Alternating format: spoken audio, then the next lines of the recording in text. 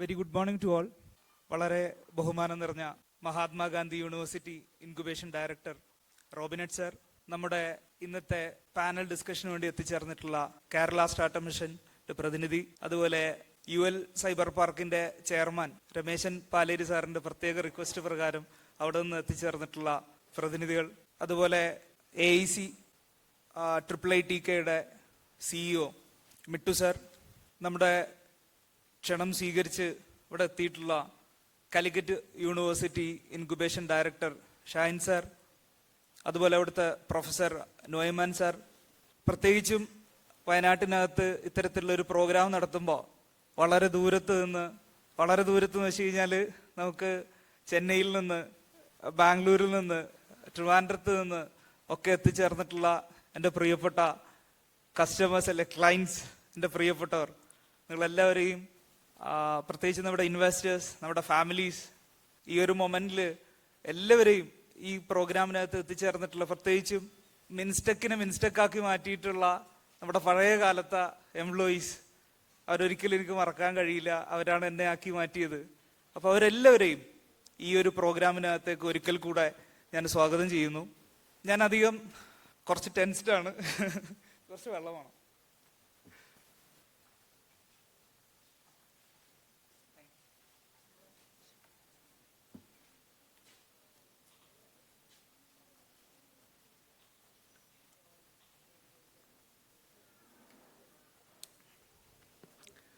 ഏതൊരു പ്രോഗ്രാമിനും ഭയങ്കരമായിട്ട് പ്രിപ്പയർ ചെയ്യും. എന്നിട്ട് അവസാനം ഇതിനകത്തേക്ക് സംസാരിക്കാൻ വരുമ്പോൾ നമുക്കിതൊന്നും ഓർമ്മയുണ്ടാവില്ല. ഇത് സാധാരണയായിട്ട് എല്ലാവർക്കും സംഭവിക്കുന്നതാണ്. അപ്പോൾ അതുപോലെ ഞാൻ ഒരുപാട് കാര്യങ്ങൾ എന്ത് പറയണം, വളരെ ചെറിയ സമയത്തിൽ ഇത് പറഞ്ഞു തീർക്കണം എന്നാണ് ആഗ്രഹിക്കുന്നത്. അപ്പോൾ അതത്തരത്തിൽ ഇവിടെ ഓരോരുത്തരെയും കാണുമ്പോൾ എനിക്ക് സത്യം പറഞ്ഞു കഴിഞ്ഞാൽ ഞാൻ ചെയ്ത യാത്രകളും അവരുടെ മുഖങ്ങളൊക്കെ കാണുമ്പോൾ അവരിലേക്ക് എത്തിച്ചേർന്നതും അവരാദ്യമായി കണ്ടുമുട്ടിയ കാര്യങ്ങളൊക്കെയാണ് എൻ്റെ മനസ്സിലേക്ക് കടന്നു വരുന്നത്. എന്നിരുന്നാലും ഈ ഒരു പ്രോഗ്രാമിനകത്തേക്ക് നിൽക്കുന്ന സമയത്ത് ഞാൻ എൻ്റെ ഈ ഒരു കർത്തവ്യം ഇവിടെ നിർവഹിക്കുക എന്നതിലുപരിയായിട്ട് എനിക്ക് 3 സ്റ്റോറിയാണ് പ്രധാനമായിട്ട് പറയാനുള്ളത്. ഞാൻ എങ്ങനെ ഈ ഒരു സ്ഥാപനം തുടങ്ങി, അല്ലെങ്കിൽ ഇതെങ്ങനെ സംഭവിച്ചു, തുടങ്ങിയെന്ന് പറയാൻ കഴിയില്ല, ഇതെങ്ങനെ സംഭവിച്ചു, എന്തായിരുന്നു ഇതിന്റെ സ്ട്രഗിൾ പാർട്ട്, എങ്ങനെയാണ് അതിനെങ്ങനെ ഓവർകം ചെയ്തു. ഇന്ന് 5 വർഷം പൂർത്തിയായി കഴിഞ്ഞപ്പോഴത്തേക്കും ഞാൻ എന്ത് അച്ചീവ് ചെയ്തു, ഇതായിരിക്കും കൂടുതലും എന്നിൽ നിന്ന് നിങ്ങൾ ഒരുപക്ഷെ കേൾക്കാൻ ആഗ്രഹിക്കുന്നുണ്ടാവുക. പിന്നെ നമ്മുടെ ക്ലയൻസ് ആയിട്ടുള്ള ആളുകൾക്ക് എല്ലാവർക്കും അറിയാം, ഇത് തന്നെയായിരിക്കും കോളേജിൽ വന്നിട്ട് ആദ്യമായിട്ടൊക്കെ പറഞ്ഞുകൊണ്ടിരിക്കുന്ന കാര്യങ്ങൾ. എന്നിരുന്നാലും ഉപ്പ ഇവിടെ ഇരിക്കുന്നുണ്ട്. അപ്പോൾ 10ാം ക്ലാസ് പഠിക്കുന്ന സമയത്താണ് ആദ്യമായിട്ടൊരു ലാപ്ടോപ്പ് എൻ്റെ കയ്യിലേക്ക് എത്തുന്നത്. ഞാൻ ജീവിതത്തിലുടനീളം ഭയങ്കര ബ്ലെസ്ഡ് ആയിട്ടുള്ള ആളാണെന്ന് വിശ്വസിക്കുന്ന ആളാണ്. കാരണം ഒരു 10ാം ക്ലാസ്സുകാരൻ അന്ന് 2006 ലാപ്ടോപ്പ് എൻ്റെ നാട്ടിൽ എനിക്ക് മാത്രമേ ഉണ്ടായിരുന്നുള്ളൂ. അപ്പം അത്രമാത്രം ബ്ലെസ്സിങ് എനിക്കുണ്ടായിരുന്നു. ആ ഒരു സമയത്ത് തന്നെ ഒരുപാട് ഡോട്ടുകൾ അന്നേ ഇട്ട് പോകുന്നതായിട്ട് എനിക്ക് പിന്നീട് ഇന്ന് ആലോചിച്ച് നോക്കുമ്പോൾ, അന്ന് ഇതെങ്ങനെ സംഭവിച്ചു എന്ന് പറഞ്ഞു കഴിഞ്ഞാൽ ഇന്ന് ആലോചിക്കുമ്പോൾ എനിക്ക് ആ ഡോട്ട്സുകളൊക്കെ കണക്ട് ചെയ്യാൻ കഴിയുന്നുണ്ട്. 2012 BSc കമ്പ്യൂട്ടർ സയൻസ് കഴിഞ്ഞു. 2016 MCA കഴിയുന്നത്. ഞാൻ നാസർ സാറിൻ്റെ അണ്ടറിൽ CM കോളേജിനകത്ത് കമ്പ്യൂട്ടർ സയൻസിൻ്റെ അധ്യാപകനായിരുന്നു. അവിടെ വെച്ചിട്ടാണ് ഇത്തരത്തിലുള്ള ഒരു സോഫ്റ്റ്വെയർ ഞങ്ങളുടെ കോളേജിന് വേണ്ടി തന്നെ നിർമ്മിക്കുന്നത്. അത് സെയിൽ ചെയ്യാൻ വേണ്ടി ഉണ്ടാക്കിയ ഒരു സോഫ്റ്റ്വെയർ അല്ല. കോഡിങ് പഠിച്ചതിൻ്റെ ആവേശത്തിൽ നിർമ്മിച്ചെടുത്ത ഒരു സോഫ്റ്റ്വെയർ ആയിരുന്നത്. അത് ഭയങ്കര ഹിറ്റായി. നീലഗിരി കോളേജിനകത്തുള്ള പ്രതിനിധികൾ ഇവിടെ ഉണ്ടെന്ന് മനസ്സിലാക്കുന്നത് എത്തിച്ചേർന്നിട്ടുണ്ടോ? റൈറ്റ്. നീലഗിരി കോളേജിൽ വെച്ചിട്ടാണ് നമ്മൾ സജി ഗോപിനാഥ് സാറിനെ കണ്ടുമുട്ടുകയും അദ്ദേഹം ഇതിന് ഭയങ്കരമായിട്ട് അപ്രീഷിയേറ്റ് ചെയ്യുന്നു. അദ്ദേഹം കേരള സ്റ്റാർട്ടപ്പ് മിഷന്റെ CEO ആയിരുന്നു. അദ്ദേഹം അവിടെ ഒരു എജു കോൺക്ലേവിനകത്ത് പങ്കെടുക്കുകയും അവിടെ നിന്നാണ് അദ്ദേഹം ഈ പ്രൊഡക്റ്റ് കാണുകയും അദ്ദേഹമാണ് നമുക്കൊരു നിങ്ങൾ നെക്സ്റ്റ് ലെവലിലേക്ക് തന്നെ സഞ്ചരിക്കണം എന്നതിനെ പറ്റി പറഞ്ഞു തന്നത്. നമ്മൾ ഈ ഒരു പ്രൊഡക്റ്റിനെ ഏറ്റെടുത്തു. ഞാൻ ഇന്ന് വിശ്വസിക്കുന്ന അദ്ദേഹത്തോടൊപ്പം സ്പെൻഡ് ചെയ്ത ഒരു 15 മിനിറ്റ്സ് ആയിരിക്കും ഇന്ന് ഞാൻ ഏറ്റവും വിലമതിക്കുന്ന ഒരു കാര്യം. കാരണം അന്ന് അദ്ദേഹം പറഞ്ഞു തന്നത് നിഷ് മാർക്കറ്റ് കണ്ടെത്തുക. നിങ്ങൾ ആർട്സ് ആൻഡ് സയൻസ് കോളേജുകൾക്ക് വേണ്ടി മാത്രമുള്ള ഒരു സൊല്യൂഷൻ നിർമ്മിച്ചെടുക്കുക. അപ്പൊ അതുകൊണ്ട് തന്നെയാണ് ഇവിടെ വന്നിട്ടുള്ള മിക്ക ആളുകളും ആർട്സ് ആൻഡ് സയൻസ് കോളേജുകളുമായിട്ട് ബന്ധപ്പെട്ട ആളുകളായിരിക്കും. അതിന്റെ റീസൺ എന്ന് പറയുന്നത് ഞങ്ങൾ ഉണ്ടാക്കിയ സൊല്യൂഷൻ, ഞങ്ങൾ ഫോക്കസ് ചെയ്തത് ആർട്സ് ആൻഡ് സയൻസ് കോളേജുകളാണ്. നിങ്ങൾക്ക് ഇന്ത്യക്കകത്ത് എത്ര ആർട്സ് ആൻഡ് സയൻസ് കോളേജുകൾ ഉണ്ട് എന്ന് ആർക്കെങ്കിലും അറിയോ? ആർട്സ് ആൻഡ് സയൻസ് കോളേജുകളാണ് ഇന്ത്യയിൽ ഏറ്റവും കൂടുതലുള്ളത്, മറ്റേത് സംവിധാനത്തെക്കാളും.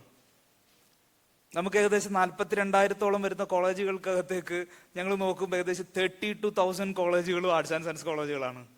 അപ്പൊ ഞങ്ങൾ വേറെ ആർക്ക് സോഫ്റ്റ്വെയർ ഉണ്ടാക്കണം? അദ്ദേഹം പറഞ്ഞു തന്നതിനകത്തുള്ള ഒരു കാര്യം എനിക്ക് പിന്നീടാണ് മനസ്സിലായത്. അപ്പൊ അതിനെ ഉപയോഗപ്പെടുത്തിയാണ് ഞങ്ങൾ ആദ്യ കാലഘട്ടങ്ങളിൽ സോഫ്റ്റ്വെയർ ഉണ്ടാക്കിയത്. അത് ഭയങ്കര വിജയമായിരുന്നു. ഏതൊരു സംവിധാനത്തിന്റെയും വിജയത്തിന്റെ ഏറ്റവും പ്രാധാന്യം എന്ന് പറയുന്നത് ഡേ 1 സെല്ല് ചെയ്യാൻ പറ്റുക എന്നുള്ളതാണ്. IDCയുടെ ഒക്കെ വെർജിൻ സാർ ഇവിടെ ഉണ്ട്. കാരണം അദ്ദേഹം സ്റ്റാർട്ടപ്പുകൾ നിർമ്മിക്കുന്ന ആളാണ്. ഒരു സൊല്യൂഷൻസിന്റെ ഏറ്റവും വലിയ വിജയം ഡേ 1 ഇത് സെയിൽ ചെയ്യുക എന്നുള്ളതാണ്. ഞങ്ങൾ ചെയ്ത അതാണ്. CM കോളേജിലെ പ്രതിനിധികൾ ഇവിടെ ഉണ്ട്.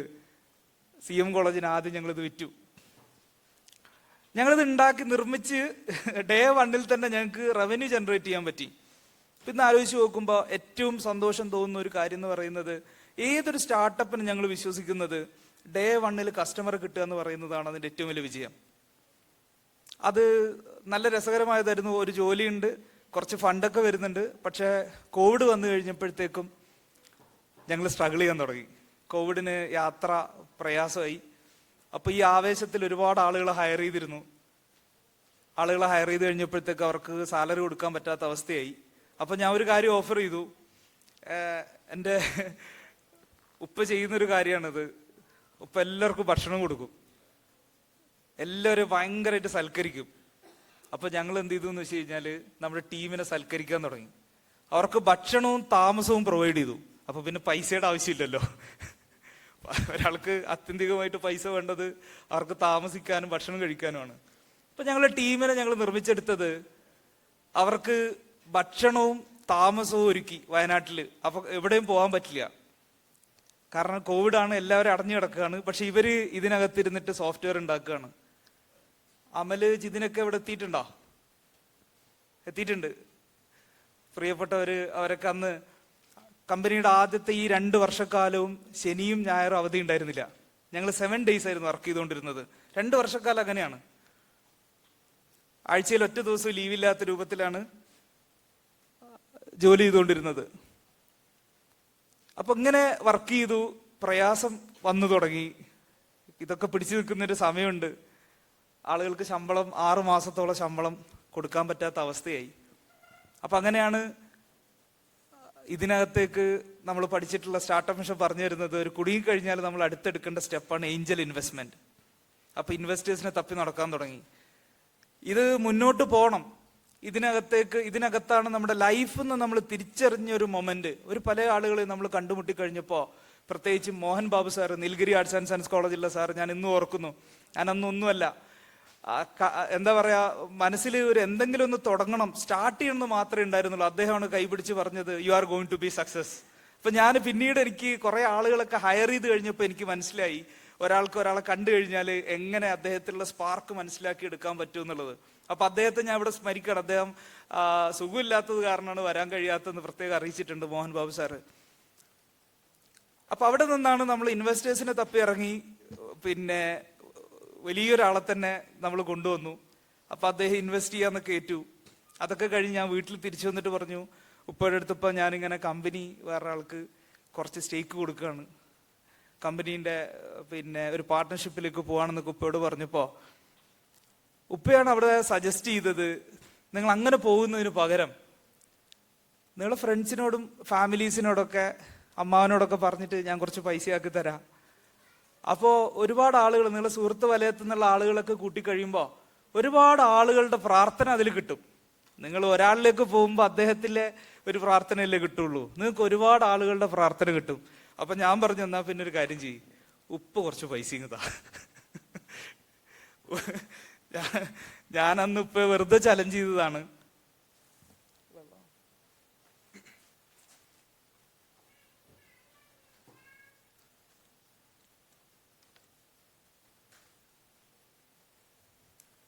ഉപ്പ അന്ന് ഞാൻ അതൊക്കെ പറഞ്ഞ് റൂമിലേക്ക് പോയപ്പോ ഉപ്പ ഒരു കെട്ട് പൈസയായിട്ട് എൻ്റെ റൂമിലേക്ക് വന്നിട്ട് എൻ്റെ കയ്യിൽ തന്നു.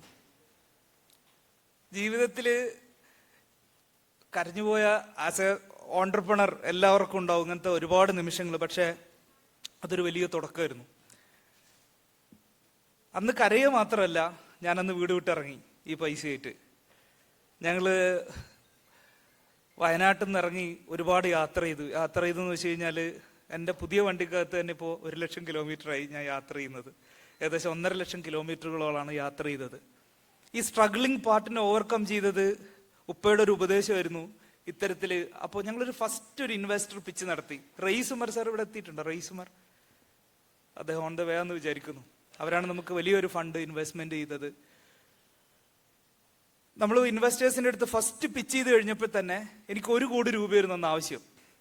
15,000 രൂപ 20,000 രൂപ കിട്ടിക്കൊണ്ടിരിക്കുന്ന ഒരു സമയത്താണ് 1 കോടി രൂപയുടെ ഇൻവെസ്റ്റ്മെന്റ് ഫണ്ട് നമ്മൾ നോക്കുന്നത്. ആ 1 കോടി രൂപയും നമ്മുടെ ഫസ്റ്റ് ഇൻവെസ്റ്റ്മെന്റ് പിച്ചിൽ തന്നെ എൻ്റെ സുഹൃത്തുക്കൾ ഏറ്റെടുത്തു. നവാസ് ഭായി ഇവിടെ ഇരിക്കുന്നുണ്ട്.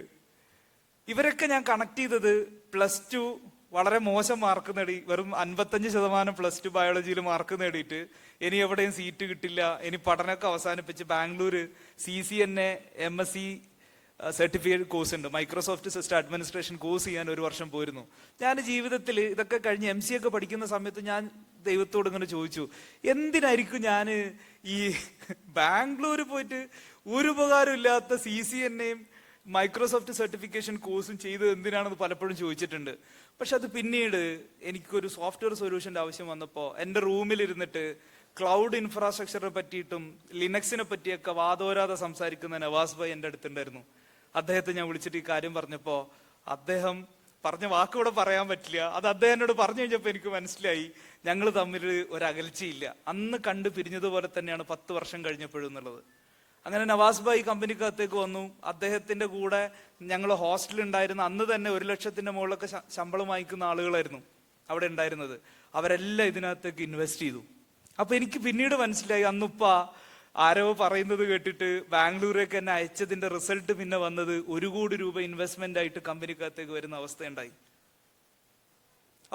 അപ്പോഴെനിക്ക് മനസ്സിലായി ഞാൻ പോകുന്ന സ്ഥലങ്ങളൊക്കെ ഡയറക്റ്റ് ചെയ്യപ്പെടുന്നുണ്ട്, ഇത് വേറൊരു ഡയറക്ഷനിൽ കാര്യങ്ങൾ ചെയ്യപ്പെടുന്നുണ്ട്, ഈ ഡോട്ട്സുകളൊക്കെ കണക്ട് ചെയ്യപ്പെടുന്നുണ്ട് എന്നുള്ളത് എനിക്ക് മനസ്സിലാക്കാൻ തുടങ്ങി. അപ്പൊ കുറച്ചുകൂടെ കോൺഫിഡൻസ് വർദ്ധിക്കാൻ വേണ്ടിയിട്ട് സാധിച്ചു. ഈ ഒരു യാത്ര അങ്ങനെ കടന്നുപോയി. ഈ ഫണ്ട് വന്നു കഴിഞ്ഞപ്പോൾ തന്നെ പലരും പിരിഞ്ഞു പോകാനിരുന്നവരൊക്കെ അവരുടെയൊക്കെ സാലറി കൊടുത്തു വിട്ടാൻ വേണ്ടി പറ്റി. നമ്മുടെ ചീഫ് ടെക്നോളജി ഓഫീസർ ഷഹീർ ഇവിടെ ഉണ്ടെന്ന് മനസ്സിലാക്കുന്നു. അദ്ദേഹമാണ് എൻ്റെ നെടുന്തൂണ്. അപ്പോൾ അദ്ദേഹം പോലും എൻ്റെ അടുത്ത് പറഞ്ഞു, ഫിറോസ് ഖാ, അദ്ദേഹം എൻ്റെ ജൂനിയർ കൂടെയാണ് കോളേജിനകത്ത്, ഞാൻ പോവാണെന്ന് പറഞ്ഞു. പക്ഷെ ആ ഒരു മൊമെന്റിലാണ് നമുക്ക് ഈ ഫണ്ട് വരുന്നതും. കാരണം ആളുകൾക്ക് നിൽക്കാൻ പറ്റുന്ന ഒരു അവസ്ഥയിലും കൂടുതലേക്ക് അവർ പോയിരുന്നു. പക്ഷെ അവരെല്ലാം ഇതിനകത്തേക്ക് ചേർന്ന് നിന്നു. അവരെ യുണൈറ്റ് ചെയ്യാൻ വേണ്ടിയിട്ട് പറ്റി. ഞാൻ ആ ഇൻവെസ്റ്റ്മെന്റ് എടുത്തു. നമ്മൾ ഓഫീസ് നിർമ്മിച്ചില്ല, നമ്മൾ ആദ്യം നിർമ്മിച്ചത് പ്രൊഡക്റ്റ് നിർമ്മിച്ചു. എല്ലാ കോളേജിനും പറ്റുന്ന രൂപത്തിലുള്ള പ്രൊഡക്റ്റ് നിർമ്മിച്ച് നമ്മൾ അതിനെ വലിയ ഉന്നതങ്ങളിലേക്ക് കൊണ്ടുപോയി. ഞങ്ങൾ നിരന്തര യാത്ര ചെയ്തു. ഇപ്പൊ സ്ട്രഗ്ലിംഗ് പാർട്ടിനെ ഓവർകം ചെയ്ത് ഇങ്ങനെയാണ്. ഞാൻ എൻ്റെ 2 സ്റ്റോറി ഇവിടെ പറഞ്ഞത്. നിങ്ങൾ കമ്പനി തുടങ്ങിയ ഒരു സ്ട്രഗ്ലിംഗ് പാർട്ട് ഞാൻ അവസാനിപ്പിക്കുകയാണ്. അവസാനത്തത് 5 വർഷം കൊണ്ട് അച്ചീവ് ചെയ്തതാണ്. നിങ്ങൾ കണ്ടു, നമ്മുടെ ഓഫീസൊക്കെ ഇവിടെ നിങ്ങൾക്ക് കാണിച്ചു തന്നു. ഇതിലേക്കാളൊക്കെ ഉപരിയായിട്ട് അച്ചീവ് ചെയ്തത്, അതിനൊരു സ്റ്റോറി, ഒരു ബാക്ക് സ്റ്റോറി കൂടെ ഞാൻ പറയാം, സമയം അനുവദിക്കുന്നുണ്ടെന്ന് മനസ്സിലാക്കുന്നു. MET arts and science college, ഇതെല്ലാം ഓരോ കോളേജുകളുമായിട്ട് റിലേറ്റ് ചെയ്തിട്ട് നിൽക്കുന്നതാണ്, അതുകൊണ്ടാണ് അത് പറയേണ്ടി വരുന്നത്. അവിടെ പോയി കഴിഞ്ഞപ്പോഴത്തേക്കും അവിടെ ഇബ്രാഹിം എന്ന് പറയുന്ന ഒരു സാറുണ്ട്, അവർ കോളേജിന്റെ ചെയർമാനാണ്. അദ്ദേഹത്തെ ഞാൻ മീറ്റ് ചെയ്തു. അന്ന് സെയിൽ ചെയ്യാന്ന് പറയുന്ന ഒരു ഭയങ്കര ഹാർഡായിട്ടുള്ള ഒരു സമയമാണ്. നമുക്ക് ക്ലയൻസ് ഒന്നും ഇല്ല, 1-2 ക്ലയൻസ് മാത്രമുള്ള സമയമാണ്. അദ്ദേഹത്തെ മീറ്റ് ചെയ്തു. നമ്മുടെ കാര്യങ്ങളൊക്കെ പറഞ്ഞു കഴിഞ്ഞപ്പോൾ നിതേഷ് സാറിനെ വിളിച്ചിട്ട് പറഞ്ഞു, നിതേഷ് സാർ ഇവിടെ എത്തിച്ചേർന്നിട്ടില്ലേ, നിതേഷ് MET സാറിനെ വിളിച്ചിട്ട് പറഞ്ഞു, ആ ഫിറോസിന്റെ അക്കൗണ്ടിലേക്ക് ഒരു 50,000 റുപ്പീസ് സെൻഡ് ചെയ്ത് കൊടുത്തേക്കും. എന്റെ കേൾവിക്ക് എന്തോ ഒരു പ്രശ്നമുള്ളത്, കാരണം കോളേജുകളുടെ അടുത്തുനിന്ന് കാശ് വാങ്ങിയെടുക്കുക എന്ന് പറയുന്നത് തന്നെ ഭയങ്കര പ്രയാസമുള്ള കാര്യമാണ്. ഇനി അതുകൂടാതെ സ്പോട്ടിൽ ഇദ്ദേഹം, ഞങ്ങൾ എഗ്രിമെന്റ് പോലും ആയിട്ടില്ല, അപ്പോഴത്തേക്കും അദ്ദേഹത്തെ വിളിച്ചിട്ട് പിന്നെ 50,000 പേയ്മെന്റ് ചെയ്തു. ഞാൻ ശരിക്കും തിരിച്ചു വരുമ്പോ വീട്ടിലെ ഒരു പഴയ ആൾട്ടോ കാറിലാണ് തിരിച്ചു വരുന്നത്. അപ്പോൾ ഞാൻ കരഞ്ഞുകൊണ്ടാണ് തിരിച്ചു വന്നത്. അപ്പൊ ഞാൻ ആലോചിച്ചത്, ഈ യാത്രയിൽ എനിക്കെന്തെങ്കിലും സംഭവിച്ചു പോയി കഴിഞ്ഞാൽ ഇദ്ദേഹം എന്നിൽ അർപ്പിച്ചിട്ടുള്ള ഒരു ട്രസ്റ്റിന് എന്ത് സംഭവിക്കും എന്നുള്ളത് എന്നെ ഭയങ്കരമായിട്ട് അലട്ടിയൊരു കാര്യമായിരുന്നു. ഇതുകൊണ്ട് തന്നെ ഞാൻ തിരിച്ചു വന്നിട്ട് ചെയ്തത്, എൻ്റെ കമ്പനി ഇൻഡിപെൻഡന്റ് ആവണം, ഫിറോസ് ഇല്ലെങ്കിലും ഇത് നിലനിൽക്കുന്ന ഒരു സ്ഥാപനമായിട്ട് മാറണം എന്നുള്ള ഭയങ്കര ആഗ്രഹത്തിന്റെ മുകളിലാണ് ഞാൻ തിരിച്ചു വന്നത്. അന്ന് മുതൽ ഇന്ന് വരെ ഈ 5 വർഷം കൊണ്ട് ഞാൻ നേടിയെടുത്തതെന്ന് പറയുന്നത്, ഞാൻ കമ്പനിക്കകത്ത് ഇന്ന് ഒരു സിഗ്നേച്ചർ മാത്രം ഇടുന്ന ആളായിട്ട് മാറാൻ വേണ്ടിയിട്ട് എനിക്ക് കഴിഞ്ഞു. അതാണ് എൻ്റെ ഏറ്റവും വലിയ വിജയം എന്ന് പറയുന്നത്. അതിനു വേണ്ടിയിട്ട് എന്നെ സഹായിച്ചത് എൻ്റെ 30 പേരാണ്. എൻ്റെ ടീം മെമ്പേഴ്സിനെ നിങ്ങൾക്ക് ഇവിടെ കാണാൻ വേണ്ടിയിട്ട് പറ്റും. അവരും ഇൻഡിപെൻഡന്റ് ആണ്. ഒരാളും ഒരാളെയും ഡിപ്പെൻഡ് ചെയ്തിട്ടല്ല കാര്യങ്ങൾ ചെയ്യുന്നത്. അതിനുള്ള ക്ലൗഡ് ഇൻഫ്രാസ്ട്രക്ചർ ഞങ്ങൾ വികസിപ്പിച്ചെടുത്തു. ഇന്ന് കമ്പനിയിലെ ആർക്കെങ്കിലും എന്തെങ്കിലും സംഭവിച്ചു പോയി കഴിഞ്ഞാൽ ഞങ്ങളുടെ സ്ഥാപനം തകർന്നു പോവില്ല. ആ രൂപത്തിനകത്തേക്ക് ഇതിനെ വളർത്തിയെടുത്തു. ഇതിന് ഒരു CEO വന്നു കഴിഞ്ഞാൽ അദ്ദേഹത്തിന് ഇതിനെ മാനേജ് ചെയ്ത് കൊണ്ടുപോകാൻ പറ്റുന്ന പാകത്തിനകത്തേക്ക് ഞങ്ങൾ ഇതിനെ കൊണ്ടുവന്നു. ഇതിനെ സാധ്യമാക്കിയത്, ഞങ്ങളുടെ മുമ്പിൽ ഉണ്ടായിരുന്നത്, ഇത്രയും കോളേജുകൾ, ഞങ്ങൾക്കറിയാം കോളേജിനകത്തേക്ക് 5 മിനിറ്റ് സമയം നമ്മൾ സെർവർ ഡൗൺ ആയി കഴിഞ്ഞാൽ അവിടെ TC കൊടുക്കാൻ കഴിയില്ല, ബോണഫൈഡ് സർട്ടിഫിക്കറ്റ് ഇഷ്യൂ ചെയ്യാൻ പറ്റില്ല, ഫീസ് കളക്ട് ചെയ്യാൻ പറ്റില്ല. പലപ്പോഴും അങ്ങനെ ഉണ്ടാവാറുണ്ട്. അപ്പൊ ഈ ഒരു ബോധ്യത്തിൽ നിന്നാണ്, എനിക്കെന്തെങ്കിലും പറ്റിപ്പോയി കഴിഞ്ഞാൽ ഈ സ്ഥാപനം നിന്ന് പോകാൻ വേണ്ടി പാടില്ല. അപ്പൊ 5 വർഷം കൊണ്ട് ഞങ്ങൾ നേടിയെടുത്തത് ഈ ഒരു വിജയമാണ്. ഇതിനകത്ത് ഒരാളും ഡിപ്പെൻഡഡ് അല്ല. സ്ഥാപനം ഇൻഡിപെൻഡന്റ് ആണ്. അതിന് ആർക്ക് വേണമെങ്കിലും മുന്നോട്ട് നയിച്ചു കൊണ്ടുപോകാൻ പറ്റുന്ന രൂപത്തിനകത്തേക്ക് ഞങ്ങൾ ഇതിനെ പാകപ്പെടുത്തിയിട്ടുണ്ട്. ഞാൻ അവസാനിപ്പിക്കുകയാണ്. 2 പ്രഖ്യാപനങ്ങളൂടെ നടത്തിയിട്ട് ഞാൻ അവസാനിപ്പിക്കുകയാണ്.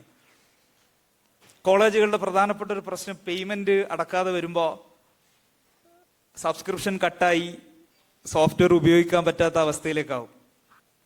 അതിനി ഉണ്ടാവില്ല.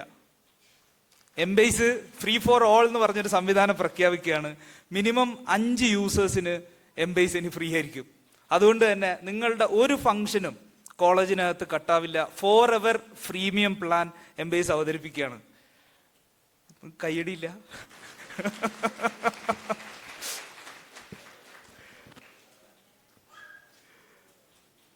അപ്പോ അത് KCBയിലെ കറണ്ട് കട്ട് ചെയ്ത് പോയി കഴിഞ്ഞാൽ പിന്നെ കറണ്ട് കിട്ടില്ല. പക്ഷെ അതുപോലെ എംബേസ് സമ്മതിക്കില്ല. എംബേസിനകത്തേക്ക് ഇനി എല്ലാവർക്കും അതിന്റെ ആക്സസ് ചെയ്യാൻ വേണ്ടി പറ്റും. മറ്റൊരു വലിയ പ്രഖ്യാപനം, എംബേസ് അടുത്തൊരു ലെവൽ ഓഫ് ഇൻവെസ്റ്റ്മെന്റിനകത്തേക്ക് പോവാണ്. ഒരു 10 കോടി രൂപ സമാഹരിച്ച് ഹയർ എഡ്യൂക്കേഷൻ ഇൻസ്റ്റിറ്റ്യൂഷൻസ് കണ്ടിട്ടില്ലാത്ത, സമാനതകളില്ലാത്ത ഡെവലപ്മെന്റിനകത്തേക്ക് എംബേസ് പോവാണ്. അതിന് നിങ്ങളുടെ മുഴുവൻ ആളുകളുടെയും പിന്തുണ നമുക്ക് ആവശ്യമാണ്. നമുക്ക് ഹയർ എഡ്യൂക്കേഷന്റെ അവസാനത്തെ വാക്ക്, അതിനകത്തുള്ള എല്ലാ പ്രശ്നങ്ങളും, 4 ഇയർ ഡിഗ്രി വരുമ്പോഴുള്ള പ്രോബ്ലംസ് നമുക്കറിയാം, മറ്റ് പ്രശ്നങ്ങൾ പറയാം, സ്കില്ല്, എംപ്ലോയബിലിറ്റി, ഇതിനെല്ലാത്തിനും പരിഹാരം കാണാൻ വേണ്ടിയിട്ട് ആസ് എ സ്റ്റാർട്ടപ്പ് എക്കോസിസ്റ്റത്തിന്റെ ഭാഗമായിട്ട് നിന്നിട്ട് ഞങ്ങളെ കൊണ്ട് കഴിയും. ഞങ്ങളത് ചെയ്ത് കാണിച്ചിട്ടുണ്ട്. ഈവൻ EMEA കോളേജിലെ ഓഫീസർ ഇവിടെ ഉണ്ട്. നമ്മുടെ എക്സാമിനേഷൻ മാനേജ്മെന്റ് സിസ്റ്റത്തിനകത്തൊക്കെ നമ്മൾ അത്തരത്തിലുള്ള സൊല്യൂഷൻസ് ഞങ്ങൾ ഡെവലപ്പ് ചെയ്ത് കൊണ്ടുവന്നിട്ടുണ്ട്. അപ്പൊ അതുകൊണ്ട് തന്നെ വലിയ സ്ഥാപനങ്ങൾ, 6000-ഓളം കുട്ടികൾ പഠിക്കുന്ന സ്ഥാപനങ്ങൾ എംബേസിനകത്ത് മാനേജ് ചെയ്യുന്നുണ്ട്. 1,70,000 സ്റ്റുഡൻസിനെ അക്കോമഡേറ്റ് ചെയ്യാൻ കഴിയുന്ന രൂപത്തിലാണ് എംബേസ് ഇപ്പോൾ പ്രവർത്തിച്ചുകൊണ്ടിരിക്കുന്നത്. അതിലുപരിയായിട്ട് അതിനുള്ള കപ്പാസിറ്റി നമ്മൾ സെർവറിനകത്ത് നേടിയെടുത്തിട്ടുണ്ട്. അപ്പൊ ഈ 2 പ്രഖ്യാപനങ്ങളോടുകൂടെ ഞാൻ എൻ്റെ പ്രസിഡൻഷ്യൽ സ്പീച്ച് അവസാനിപ്പിക്കുകയാണ്. ഒരിക്കൽ കൂടെ ഞങ്ങളുടെ ക്ഷണം സ്വീകരിച്ച് ഇത്രയധികം ദൂരം യാത്ര ചെയ്തു തന്ന ഓരോരുത്തരെയും ഹൃദയത്തിന്റെ ഭാഷയിൽ പ്രത്യേകിച്ച് നന്ദി അറിയിക്കുന്നു. അതിൽ എല്ലാവരെയും ഈ പ്രോഗ്രാം തീരുന്നത് വരെ ഇവിടെ ഉണ്ടാവണം എന്ന് കൂടെ അഭ്യർത്ഥിച്ചുകൊണ്ട് ഞാൻ അവസാനിപ്പിക്കുന്നു. Thank you.